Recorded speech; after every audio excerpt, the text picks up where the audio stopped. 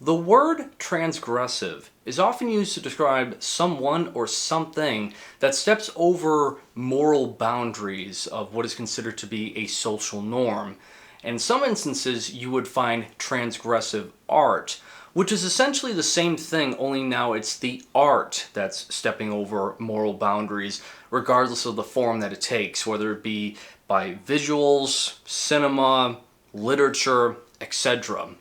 Well, in this video, I'm going to talk to you guys about an album that is absolutely nothing short of the word transgressive to the fullest extent. The artist, or really in this case, project in question here that I'll be talking about, would come from this power electronic noise project called Condom. In case you were wondering, Condom is a shortened version of what the actual project stands for, that being Control Domination. Before talking about the main album here for this video, I do feel like it's important to give a little bit of a backstory and context into the overall mindset and understanding of what Condom and noise music is really all about here.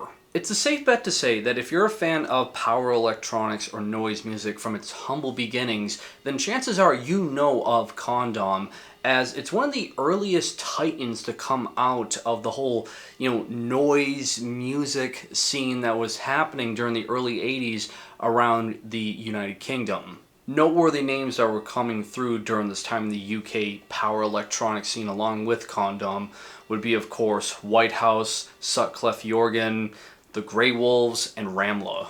Out of all the names I brought up, regardless of what release you listen to in their discography, it is transgressive-like in every which way possible, both musically, as it doesn't follow any of the rule books of music, as when it comes to noise and power electronics, there's nothing of structure, rhythm, or melody to be found. Its harsh and impractical nature would make it anything but musical. But its transgressive nature doesn't stop there, as when it comes to the visuals and themes that it's trying to portray, it's some of the worst imaginable things possible, that the ideas that would be deemed as taboo becomes to be the norm now. I forget exactly what YouTube video I saw this comment, but I remember what it said, and it perfectly sums up what noise music tries to represent, as what noise is to music is what black is to color.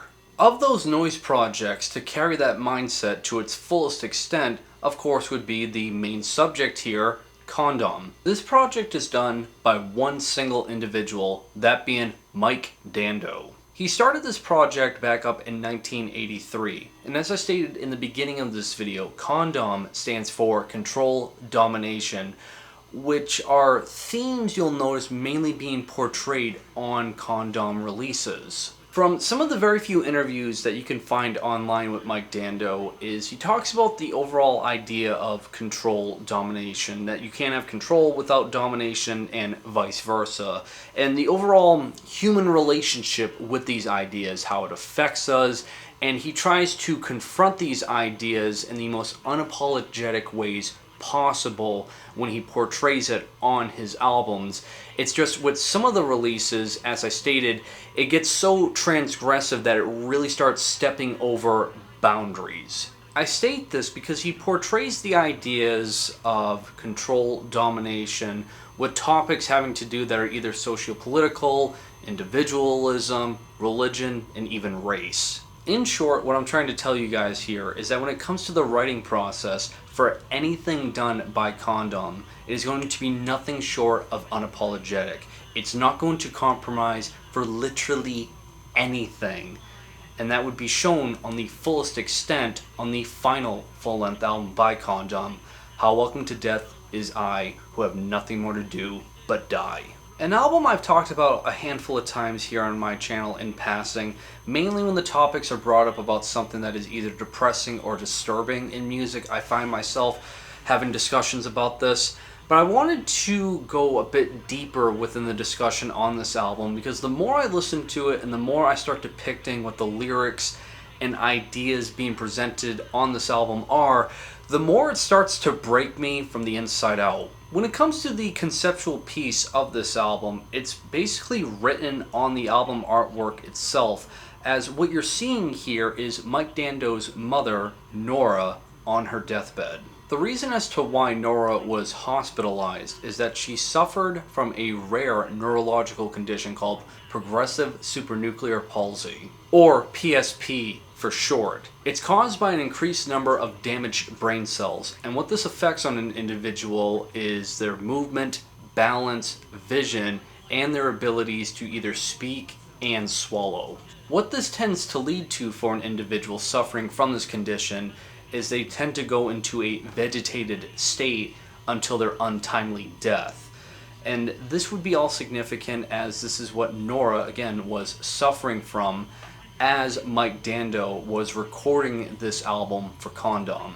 So basically, at face value, what you're going to experience if you listen to this album is a power electronic noise album that has samples of an individual's mother on her deathbed with the sounds that she would make. Some of those examples that you can hear on this album would come from the songs like Chocolates, where 3/4 of the way in you can hear the sounds of Nora sucking on her own saliva. And I also believe on the same song, around the halfway portion, it sounds like, to me at least, the noises that her heart monitor would make. Or on the tracks Sarah 1 and 2, where there's audio samples of Nora speaking in the microphone, just uttering the words "you-hoo" over and over again, which I'm assuming because of her condition being neurological affecting her brain, she comes off very disoriented. Along with numerous other moments scattered throughout the album, of which I'm assuming is Nora, of her either coughing, crying, or gasping for air. However, this album is a lot more than just the noises and sounds that Nora was making on her deathbed. As when it comes to the lyrics and overall presentation of this album, track by track, you'll notice that Mike Dando is trying to portray more now of the visual aspect of what he's seeing from his mother deteriorating before his eyes, basically day by day, to the personal history that Mike and his mother had. Which, knowing a little bit of history with the Condom's discography, it's quite the change up, considering the fact that everything prior to this in the Condom discography has themes to do, again, of control, domination, but of ideas and events happening on the outside, where now we're hearing for the first time really ever Mike Dando giving us an album that's very personalized. An example of this would come from this track Living Death, where it goes into depicting how Nora is basically struggling to go to the bathroom. She can't even walk on her own, that she needs assistance from 2 nurses, and that she's basically resembling her physical appearance to that of a corpse. I would say in terms of the lyrics depicting the context of this whole album, the relationship between Mike and his mother Nora, is when you get to the song again that I talked about briefly earlier, Chocolates, because it goes more into the backstory of Nora's character. Reason being is in the lyrics depicting her history is that her previous partner, which I'm assuming might be Mike's dad, or maybe they got divorced and she had someone else. I don't know the exact details, but regardless, her previous partner, roughly 15 years prior in the early 2000s, suffered a very similar fate that she's experiencing right now, stating that it was a very traumatic experience for her to witness her partner go the way that he did, stating that a few years later, when she started seeing symptoms very similar to what her partner experienced, that she would want to end her own life on her own terms, even talking within her own family and to her children, stating that when she goes away from this earth, that she wants to end it on her own terms with a bit of dignity. Yeah, this is extremely harrowing and really brutal stuff, to say the least, what this album is trying to portray, and it only gets worse. I state this because track 10 is called Just Fucking End It, I'll call it that, where Mike Dando goes into very great detail as to what his mother looks, sounds, and smells like, considering that she is literally on her very last breaths.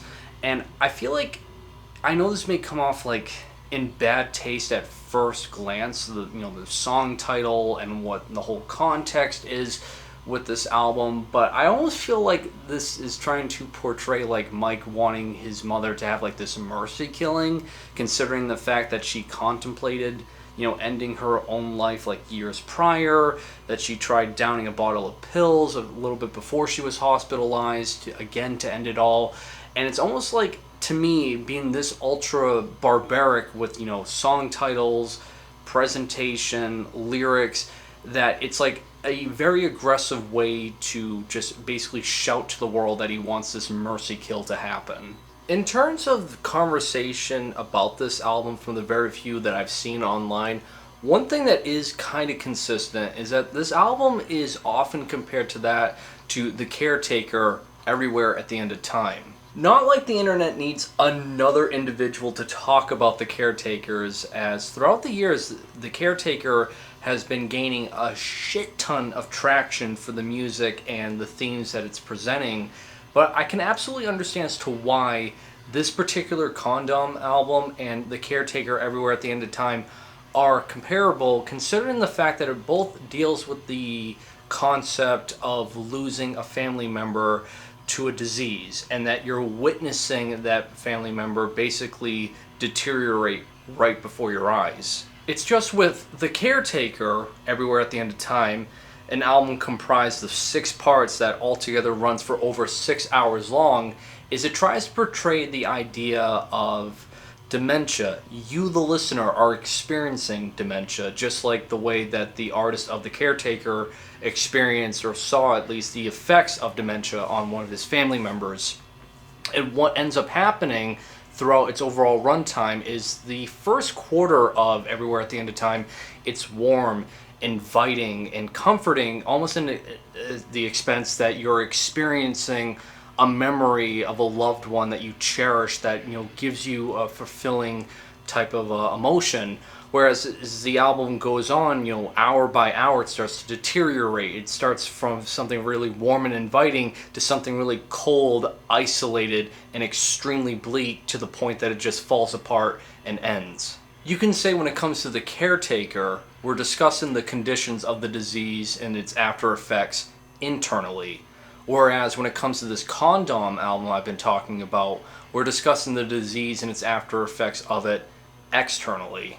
Hence why when it comes to the music on this album, as anything else by Condom or in the world of power electronic, it's abrasive, it's noisy, it's harsh, it's uninviting, it just sounds very urgent and, unmusical, obviously. And I feel like all of these just harsh, abrasive, dismal sounds are trying to portray harsh, abrasive, dismal emotions. Personally, I feel it's very vital to keep this in mind here, that this is a noise album, it's power electronics, it's unmusical in every single sense of the word.